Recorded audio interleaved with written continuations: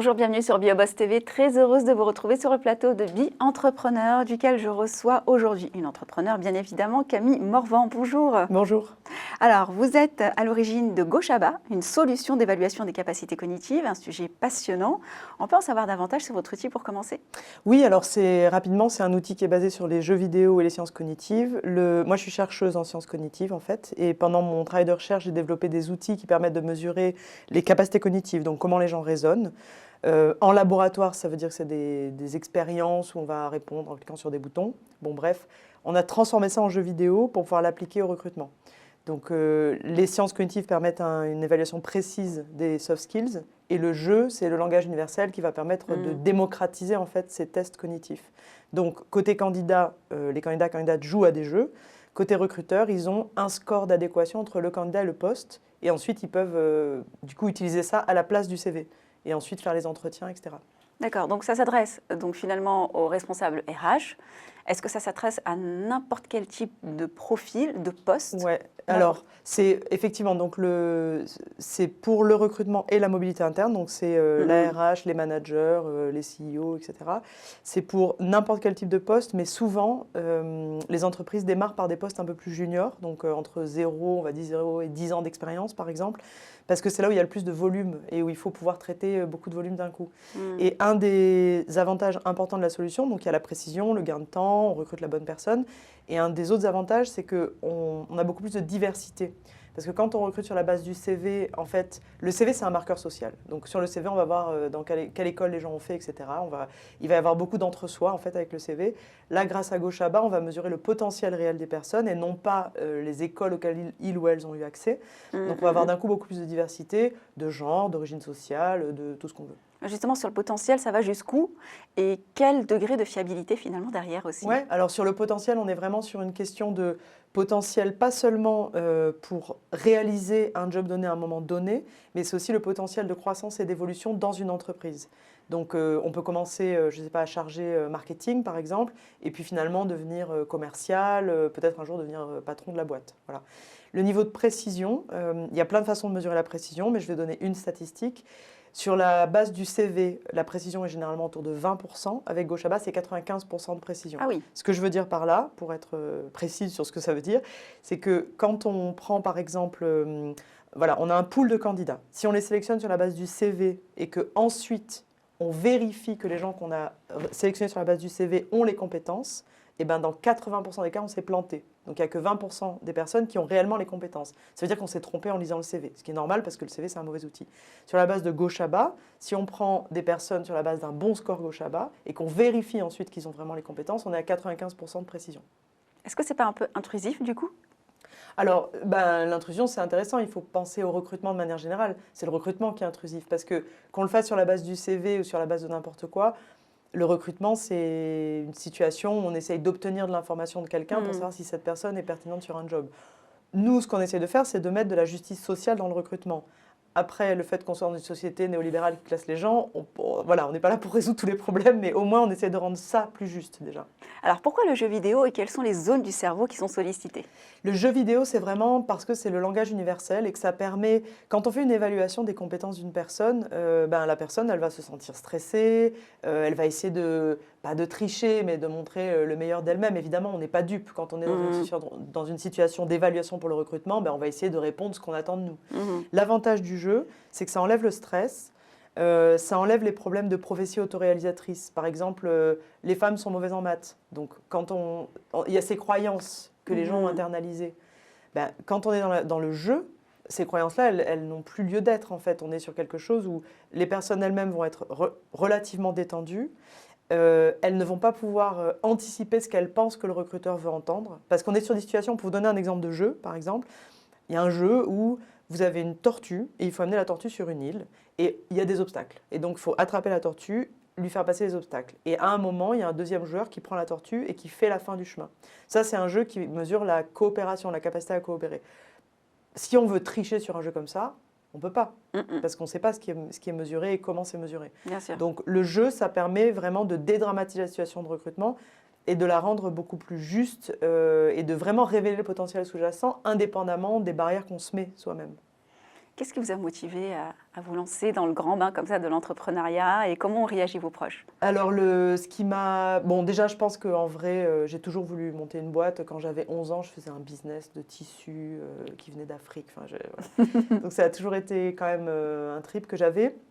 Par contre, j'ai fait quand même 10 ans dans la recherche, hein. J'étais prof à Harvard, en fait, sur la fin de ma carrière académique. Ce qui m'a plu dans la recherche, c'est que c'est un... on peut se poser des questions d'une manière intelligente. Quand on fait de la recherche, on a le temps de réfléchir, on a le temps de poser les problèmes, vraiment d'explorer un sujet de manière très fine. Mais je trouvais que c'était un peu déconnecté de la réalité. Et je me suis rendu compte qu'il y avait énormément de choses qu'on savait en recherche sur le leadership, sur qu'est-ce qui pourrait faire qu'on ait une société plus égalitaire, etc. Il y a beaucoup de recherches très intéressantes qui n'est pas appliquées.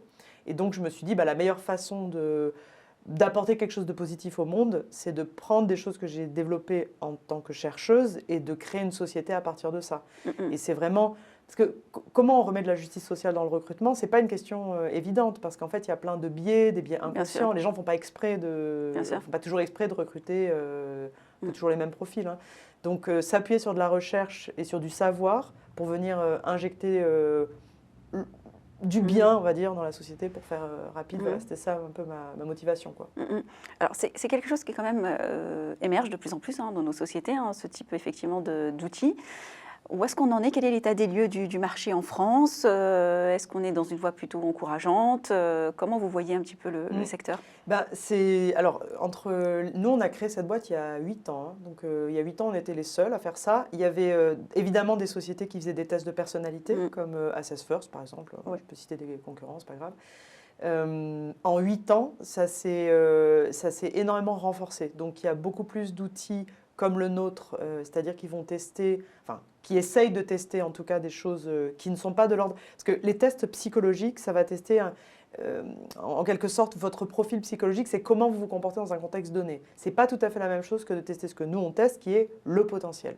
C'est pas comment vous vous comportez, c'est quel est le potentiel que vous avez. C'est plus abstrait. Indépendamment du contexte. C'est surtout que ça dépend pas du contexte.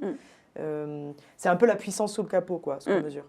Et donc il y a plus de boîtes maintenant qui essayent de faire ça. On est quand même sur un outil qui est beaucoup plus accepté sur les marchés anglo-saxons parce que le rapport au travail n'est pas le même en fait. Sur les marchés anglo-saxons, donc les États-Unis, l'Angleterre, etc., il y a vraiment un rapport transactionnel au travail qui fait que les gens, ça les gêne beaucoup moins d'être évalués comme ça de manière objective. En France, ça met un peu de temps à se développer.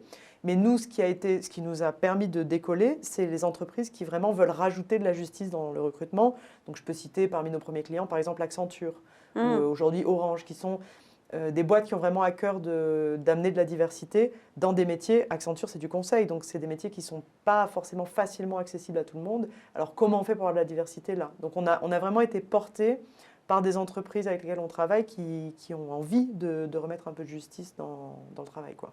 Est-ce que vous avez rencontré des difficultés en tant qu'entrepreneur lorsque vous avez démarré? Comment vous avez financé votre projet? Est-ce qu'il y a des anecdotes à partager avec nous?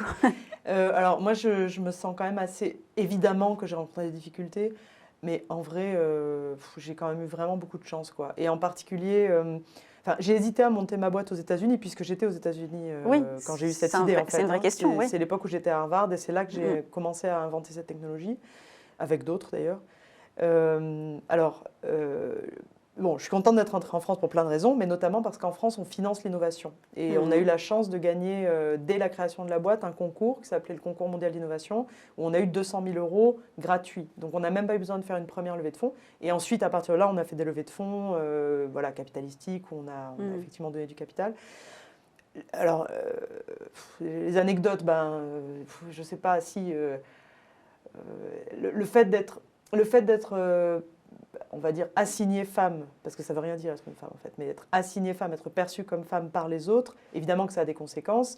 Après, c'est toujours difficile de faire la part des choses entre ma personnalité, mon histoire, l'histoire des gens en face, etc. Ce que je peux mentionner, c'est que c'est sûr qu'il y a quand même dans le monde de l'investissement notamment un truc assez viriliste qui est un peu ridicule.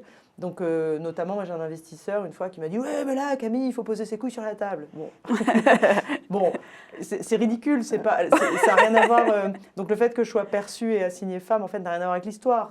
Lui, il a besoin, cette personne-là a besoin de parler dans ces termes-là pour dire « On va y aller. » Bon, on peut utiliser un autre vocabulaire, mais...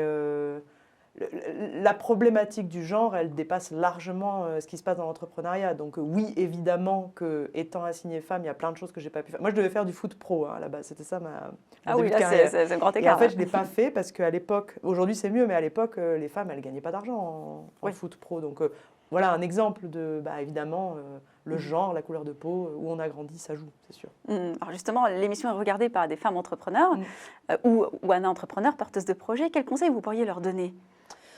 Alors, moi, je pense que vraiment le truc essentiel, c'est d'être entouré de gens qui vous soutiennent quoi qu'il arrive. Parce que je pense que le problème, enfin, il me semble que souvent, peut-être les personnes considérées comme femmes ou assignées femmes on va plus se poser de questions sur soi, parce que c'est ce que la société nous renvoie. La société renvoie être un homme, c'est normal, être une femme, on ne sait pas, c'est un peu compliqué, quoi. Donc, en tant que femme, du coup, on se reçoit ça dans la tronche depuis qu'on est petite. Donc, on va tout le temps se poser des questions, on va dire, ah, mais est-ce que c'est moi qui étais trop ci, qui était trop ça, qui n'était pas assez ci? Mais ça ne vient pas de nous, c'est pas génétique, c'est juste que c'est ce qu'on se prend dans la tronche depuis qu'on est enfant. Donc, voilà. Donc, moi, mon conseil, du coup, c'est de dire, puisque de manière générale, le fait d'être une femme fait qu'on nous incite à nous questionner, moi, ce que je dis, c'est vous questionnez pas trop et surtout, entourez-vous de gens qui vous soutiennent quoi qu'il arrive. Donc moi, je suis très très bien entourée d'amis, etc. Mais aussi mon conjoint qui est... alors lui, vraiment, c'est le premier à me dire, voilà, quand j'ai des attaques X ou Y sur mon comportement, j'ai parlé comme ci, j'ai pas parlé comme ça, je sais pas quoi, lui dit, non mais en fait, tu es qui tu es, c'est comme ça, donc vas-y. Et ça, pour moi, faut pas trop s'entourer de gens qui vont vous dire, oui, mais là, est-ce que tu es sûr que machin. Je pense qu'il faut pas trop travailler le doute. Je pense qu'il faut travailler déjà sa propre direction, sa propre éthique, sa propre morale, vers où on a envie d'aller. Et normalement, on est assez grande pour douter nous-mêmes. Voilà. Et quand on doute, on peut s'appuyer sur les personnes autour de nous en disant j'ai un doute là-dessus, qu'est-ce que tu en penses? Mais voilà, je pense qu'il faut du soutien inconditionnel. Travailler la confiance en soi. C'est même pas ça. Moi, je pense que les femmes ont confiance en elles. C'est juste qu'une femme qui a trop confiance en elle, on lui fait bien comprendre qu'il faut qu'elle tempère un petit peu. Moi, mon point, c'est garder votre confiance en vous et entourez-vous de personnes qui vont vous aider à vous poser les bonnes questions. L'idée, c'est pas de ne pas se poser de questions, mais l'idée, c'est de se poser les bonnes questions et de ne pas se mettre soi-même des bâtons dans les roues, quoi. Les projets pour terminer. Les projets, là, c'est... Là, on va faire une 3e levée de fonds, donc on va dire une série B. On a comme projet notamment le produit est en train d'évoluer en fait parce qu'il a été beaucoup utilisé pour le recrutement et là on veut qu'il soit utilisé davantage pour la mobilité interne et la gestion de carrière parce qu'il y a un sujet aujourd'hui qui est intéressant, c'est qu'on dit aux salariés vous êtes responsable de votre carrière, allez-y, trouvez votre propre chemin, mais on ne les outille pas. Donc ça veut dire quoi? Ça veut dire qu'il faut aller frimer auprès de son chef. Enfin, comment on fait ça? Donc nous, on est content aussi d'apporter la solution pour que l'évolution de carrière aussi soit faite d'une manière un petit peu plus juste et un peu moins biaisée, quoi. Merci beaucoup. Merci. Camille Morvan, ce sera le mot de la fin. Merci à vous de nous avoir suivis. On se retrouve bientôt pour un prochain numéro Bien Entrepreneur.